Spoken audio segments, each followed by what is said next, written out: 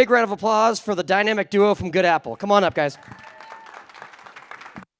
Is there a clicker? Oh, I have it. Yeah. You got it. Where's the clicker? On the podium. Oh, okay, cool. All right. Hello, everyone. Yes, it's working. Okay. Hi, everyone. My name is Hyun Miller. I am the head of media at Good Apple, and my favorite apple is the Fuji apple. So Good Apple is a full-service media agency specializing in retail and healthcare. And we are headquartered in the Big Apple, but our team is now spread out across the US. I am also here with my brilliant colleague, Colin Joseph, who is a director on our analytics team. And his favorite apple is Golden Delicious. So now let's think about what your favorite apples are. And I hope it's us. All right. So thank you to MediaPost for having us as part of your conference closing lineup. We are finishing strong, I think. We are here to talk to you about our media activation and ventures in harnessing AI and machine learning. But before I talk to you guys about how it's impacting our industry, I want to take a beat and ground us in how it's impacting our everyday lives. So just to put some definitions down, AI means machines performing human activities. AI is the technology and algorithms to make machines smart. And machine learning is how the AI becomes so smart. Because machine learning ingests tons of historical data to make predictions, and it's always working 24/7. So it's getting smarter faster versus what a human brain is capable of doing, which results in smart decisioning algorithms. So let's bring that to life with a few real-life examples. I had to change my flight the other day, and I needed a special change. I couldn't just do it, automatically through the app. But instead of calling the 1-800 number and then being put on hold for a long time, I just texted with the chatbot on the app, and it only took a couple of minutes to make that change, right? I think that we can all relate and remember, how the frustration of, being put on hold, pressing 0 million times just to talk to a real person, all that frustration, friction, time suck was all eliminated with this smart AI bot. Another way that AI brings me joy, machine learning. So Netflix, I'm a huge fan of Netflix. I know they're getting some bad press lately. Netflix uses machine learning to serve me up shows on my homepage based on my viewing patterns. And then last definition, deep learning. Deep learning is a machine learning technique that teaches computers how to learn by example, much like how the human brain works. A really cool example of deep learning that you see here is the vision that enables driverless cars to exist. So deep learning vision tech is able to identify stop signs as well as differentiate between pedestrians and lampposts, which is also obviously very important. Deep learning is also used by the banks to prevent fraud and predict customer churn. The finance industry as a whole has really taken off and advanced in using the type of tech across their entire workflow. Algorithmic trading accounts now for the majority of all US equity trading. All right, so we talked about how it's impacting our everyday personal lives. Let's move into how it's impacting our industry.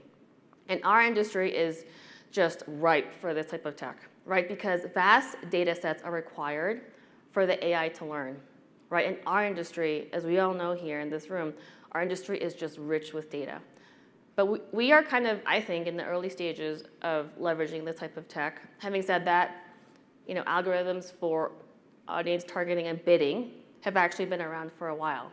But demand for this type of technology has really accelerated over the past couple of years. So what's driving that? As data becomes currency, and agencies and clients and brands want more transparency, coupled with our industry just moving towards a more privacy-first, consumer-first era, these ideals are driving demand for identity-safe, custom, personalized solutions. So first things, AI doesn't rely on cookies, right? So AI is able to identify patterns to predict which audience segments to bid on without the use of cookies or identities. Secondly, in all of our experiments with AI and machine learning, which Colin is going to go through, the AI-driven optimized campaign drove exponentially increased number of optimizations versus what our manual traders were able to do in a given period. And that makes sense, right? Because the AI isn't restricted to working hours or basic human needs like food, sleep, coffee, water, playtime, etc. It's just constantly working, right? So this potentially frees up hours of manual optimization time from our traders that could now be reallocated and optimized to focus more on improving client strategy, building AI for scale, and most importantly, analyzing the insights coming from the AI-driven campaigns. And then thirdly, due to current limitations in DSPs, you're currently optimizing to media metrics versus business metrics, right? But when you are architecting the framework for the AI, you can program it to optimize to KPIs like MBRX, revenue, and even brand lift, and rely less on the media metrics. So let's go into how we got all this done. We took a step-up approach, and we're going to show you exactly how we did this. Oh, this is animated. Okay, great. So as an initial crawl into this framework, we work with traditional DSPs. So most DSPs have their own proprietary algorithms. The challenge there being that they're a one-size-fits-all black box within a walled garden, the biggest examples of that being Facebook and Google.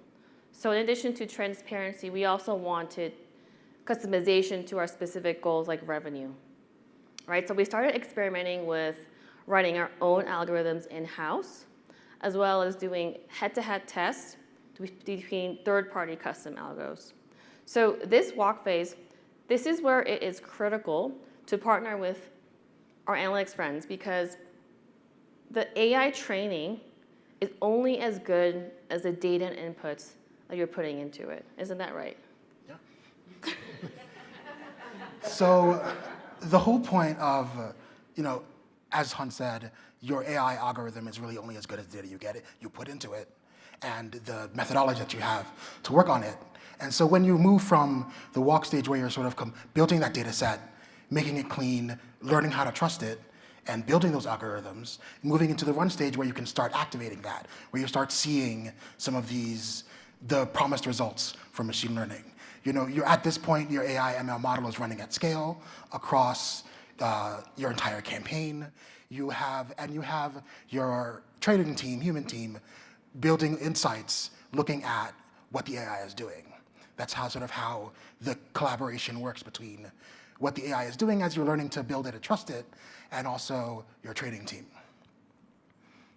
And then for moving further beyond, the fly stage that we all want to get to, where this AI really becomes an integral part of how you think about your media and how you think about optimizing and learning about your campaign. This is your secret sauce. This is your special thing that is differentiating you from the rest of the market. You are doing automated daily, more than daily optimizations that free up your team to do those larger scale strategic planning that is even harder for an AI to do at this point, right? And one of the ways in which so at Good Apple, we have tried to do this over the last few years, taking this step-up approach. And we call it Honeycrisp because it's based on our data platform called Crisp, which is basically aggregating that data set. So making sure that we pull in from all of the various different pieces, the sources of data that we need, media data, first-party data, external market data, weather, all of these other things that affect how campaigns perform, pulling that into an actionable platform that you can use to then build AIs off of. That's the honey to the crisp, right? So Honeycrisp really has three main pillars. And the first of these is custom patient and HTTP segmentation. We've talked a little bit about this previously in the conference, right? But it's important to do what we learned about earlier from Walgreens, termed mass personalization, right? Where we can look at our audience, our target, and not segment them by our goals, but by what they want to hear, right? So we can customize our messaging to our audience. And so you can build there are all kinds of algorithms and techniques, right, to take the audience that you have, the market research that you're doing, what you can learn about these people from third-party platforms, and then segment them based on psychographics as well as demographics, claims data, behavior, all of those kinds of things to isolate what kind of messages go to which groups. And that custom segmentation is really important to get a campaign working to its best possibility. The second stage is, after you've built the segmentation, you've worked on the messaging, understanding how to deliver it, then you want to measure it, right? You want to be able to say, does all of this effort at the back end pay off in the long run? Am I driving those business outcomes that I care about, those KPIs that are so important to how the campaign is being evaluated? And that's this custom attribution that's the second class of models that we work on, right? So attribution models, they come in all sorts of forms. We don't have to go into the details of that right now, but it's really associating those longer-term lagging metrics that sometimes take 6 months, 3 months for a patient to get on a script, even after they've seen an ad, right? Associating that with the shorter-term things like going to the site, right? So how does that connection work? How can I attribute my business outcomes to my media? That's the kind of question that an attribution model will answer for you. And then lastly, once you have the attribution model, you want to be able to then connect and close the feedback loop by using that as part of your optimization. So now that I know, for example, this particular Facebook ad is associated with higher scripts and for this particular demographic, I want to be able to turn up that knob so that I can do that optimization to increase my eventual script, as an example. And that's sort of the optimization that sort of connects the loop and gets everything flowing in a sort of continuous way. And so with that sort of theoretical framework of how the 3 different classes of models that we build with Honeycrisp and how they work in the different sections of a media campaign, let's talk about some case studies. So the first one here, we're looking at, it takes a lot of investment to build these kind of algorithms. You need all of the data, you need the time to build them, and you need to build trust in how they work and change the way your media team works. So is all of that cost really worth it? And so in this particular example, we looked at a programmatic campaign. Programmatic is natural to start doing AI because so much of it is automated already. A lot of the promise of programmatic is taking away some of that manual intervention and giving it to an AI. And so it seems natural to try and slip in an optimization algorithm there as well. So what we did is we ran a campaign, we duplicated the campaign across a couple of different DSPs, 2 different DSPs.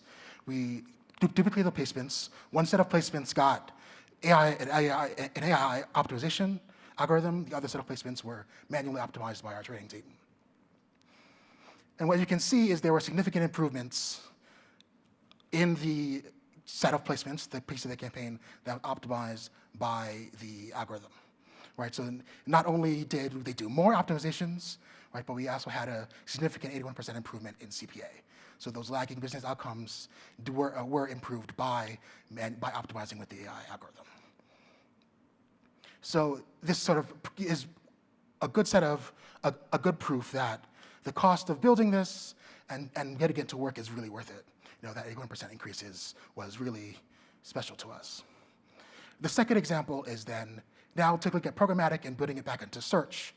In this particular example, we were noticing lackluster ROI results from our search campaign for this particular brand.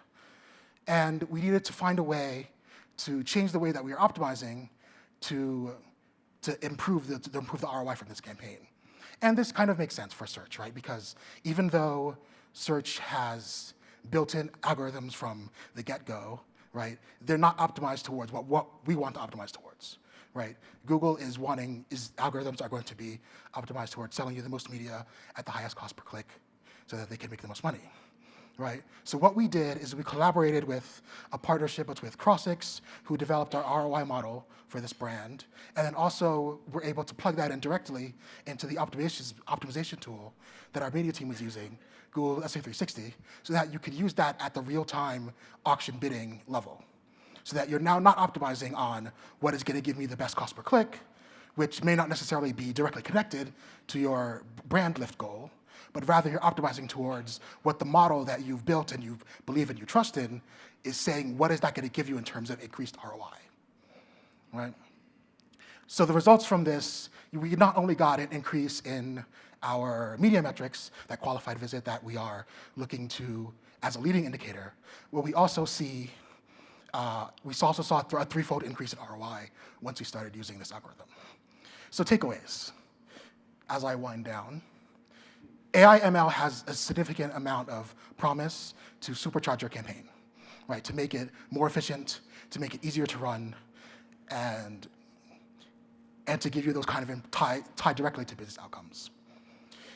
A phased approach is really good for this because you can't build Rome in one day, right? You need the infrastructure, you need the trust, you need to change the way your media team is trained in order to take advantage of all of the various different pieces that can be used. And our Honeycrisp solution at Good Apple has been really helpful to us to not only integrate the infrastructure, but also to activate and to deliver those important results for our campaigns. Thank you.